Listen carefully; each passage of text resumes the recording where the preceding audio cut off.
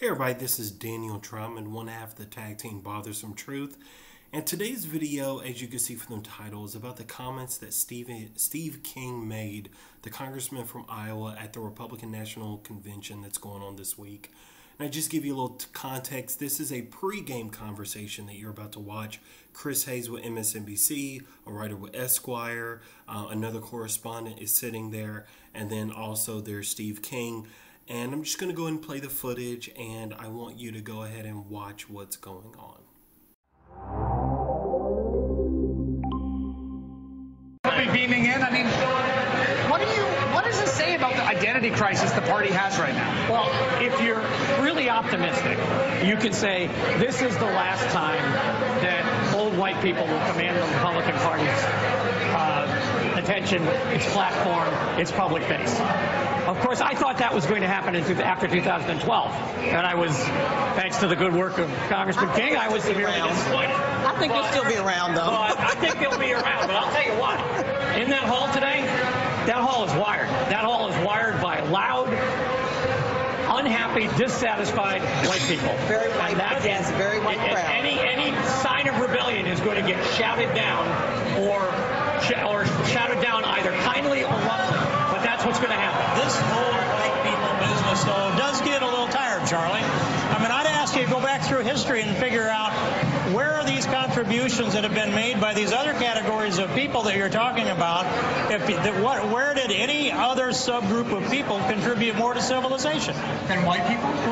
Than Western civilization itself, that's rooted in Western Europe, Eastern Europe, and the United States of America, and every place where the footprint of Christianity settled the world. That's all of Western civilization. Okay, so you just watched that buffoonery that I had to watch, unfortunately, more than once to make sure I understood what this man was saying. So let's get the context right. Now, the Esquire author is saying that hopefully this is the last time you'll see a Republican Party filled with old white men. Now, I understand if you're an old white man, you probably don't like hearing that, which is what Steve King kind of fits the model of just by looking at him.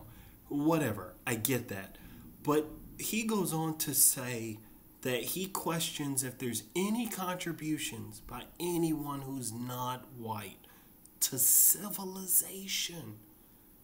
That is such a huge claim and so utterly ridiculous. And he also talks about other groups as subgroups. Sub means under.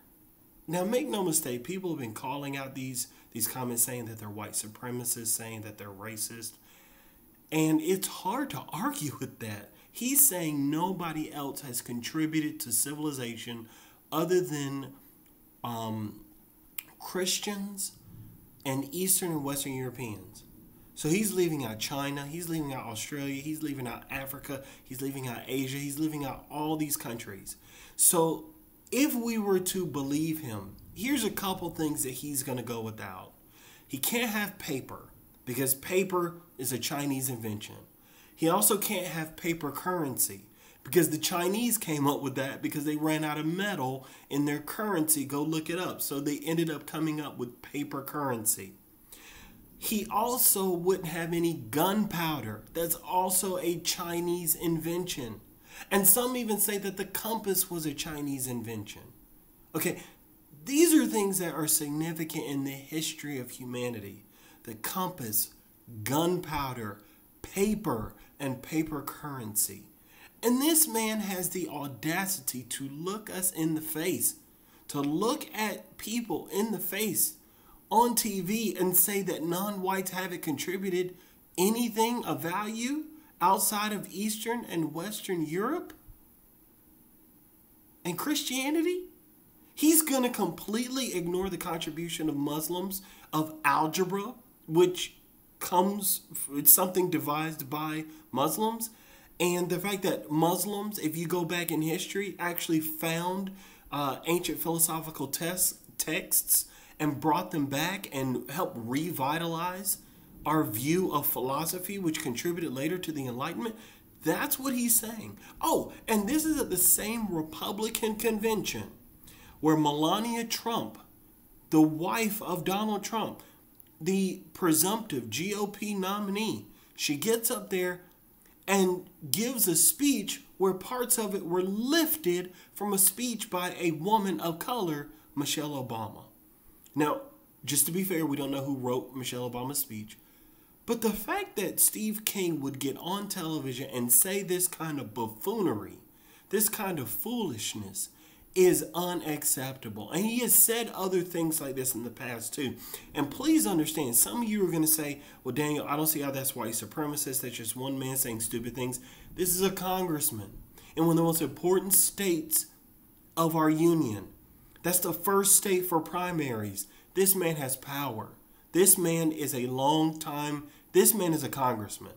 So not only is he a congressman, he's got power. He says he has these views. You don't think this affects his U.S. foreign policy? You don't think this affects his views on domestic policy, education, police enforcement? This is what black people and people aware of these issues talk about when we talk about white supremacy. We're talking about people who either intentionally have these views or aren't even aware of it.